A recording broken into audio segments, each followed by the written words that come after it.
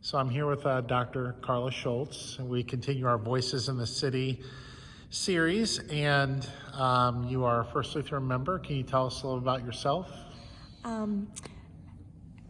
As Pastor said, I'm Dr. Carla Schulz. I have a husband, Roger, of 36 years. We have 3 grown children, 2 granddaughters, and I've been in medicine in Cedar Rapids for the last 36 years.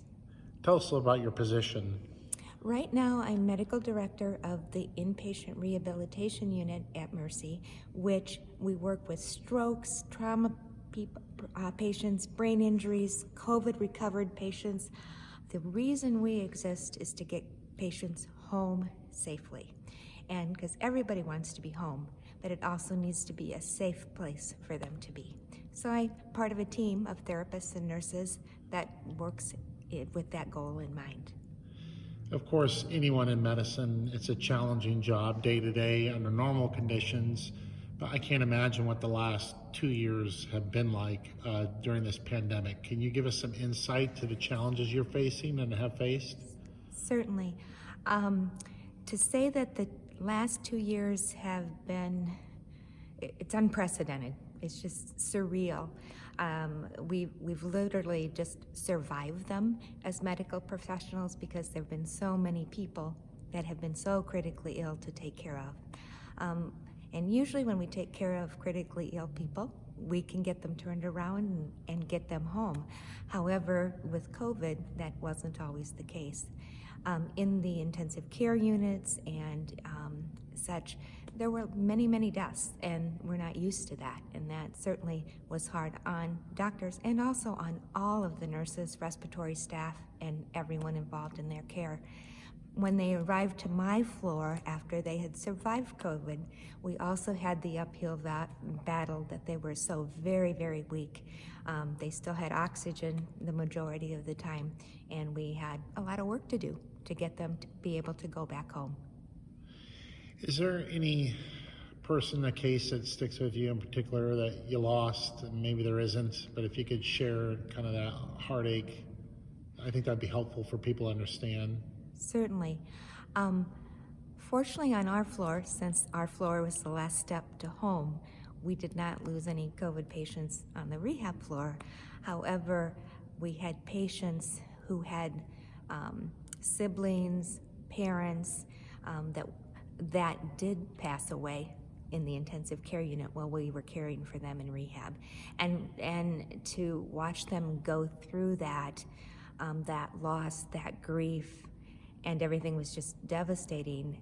And yet to help them say, hey, come on, I survived. We need to get home, and you know, it's going to be okay.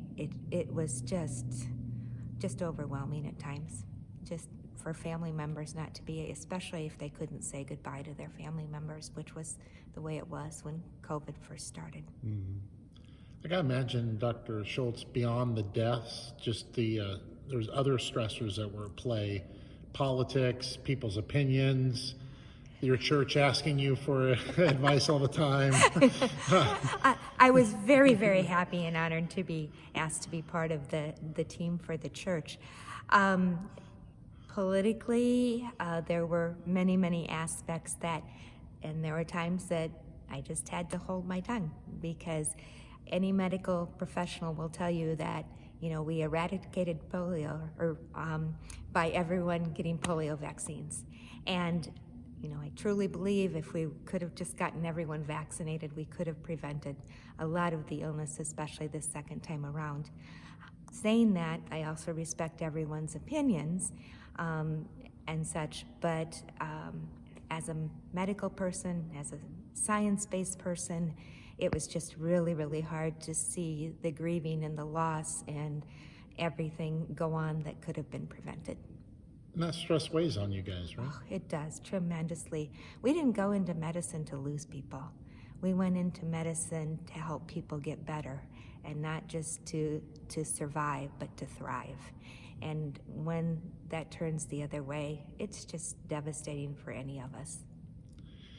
Going back to just your general role as a medical professional, what's one thing you'd like our church members to know that maybe they don't know about the challenges you all face? Well, there's a couple of things. Right now, the nursing shortage is just huge. So the doctors are really trying to do their best, but sometimes we don't have the number of support people that we're typically used to, and that certainly has been a challenge. And so, it will come around. We know that it will, but that is one thing that if you know a nurse, those sorts of things, thank them, because it truly has been a challenging time for them also. The other thing is that, again, the physicians have done their very, very best. I think as we start to get past this severe COVID and things calm down just a little bit, we're also going to see a fair amount of burnout among the physicians as well as the nurse practitioners, anyone who's given their heart and soul for the last 2 years. And so I would just encourage you to thank your doctor, to thank your nurse practitioner, just to let them know how much you appreciate everything that they have done. Because obviously we've all worked very, very, very hard to help people survive this. What's one thing that brings you joy and brings you back to work every day? I have been so very blessed because ever since I went into medicine, I really felt medicine was my calling.